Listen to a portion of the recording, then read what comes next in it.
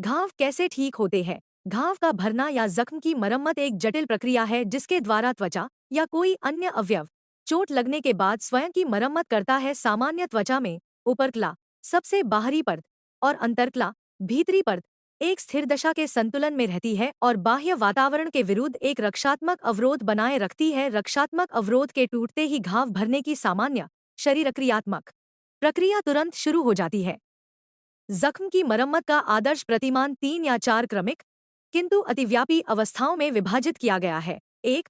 रक्तस्राव स्तंभन, खून के बहने को रोकना, इसे कुछ लेखकों ने कोई अवस्था नहीं माना है। 2. शोथ। 3. प्रफलन और 4. पुनर्निर्माण, त्वचा पर चोट लगने पर जख्म की मरम्मत के लिए बारीकी से संचालित प्रपात के रूप में एक जटिल जैवरासायनिक घटनाक्रम होता है। चोट लगने के बाद मिनटों में ही थक्का कोशिकाएं, थ्राम्बोसाइट, जख्म के स्थान पर जमा होकर एक फाइब्रिन थक्के का निर्माण करते हैं। यह थक्का सक्रिय रक्तस्राव को रोकने, रक्तस्राव स्तंभन, का कार्य करता है। शोधकारी अवस्था में जीवाणुओं और अवशेषों का भक्षक कोशिकाओं द्वारा भक्षण कर लिया जाता है तथा ऐसे कारक मुक्त होते हैं जो प्रफलन अवस्था में लगी कोशिकाओं का प्रवास और विभाजन करवाते हैं। प्रफलन अवस्था में रक्तवाहिका निर्माण, कोलेजन भंडारण, कणांकुर ऊतकों का निर्माण, उपत्वचीकरण और घाव का संकुचन होता है। रक्तवाहिका निर्माण में वाहिकीय अंतरकलीय कोशिकाओं द्वारा नई रक्तवाहिकाओं का निर्माण होता है।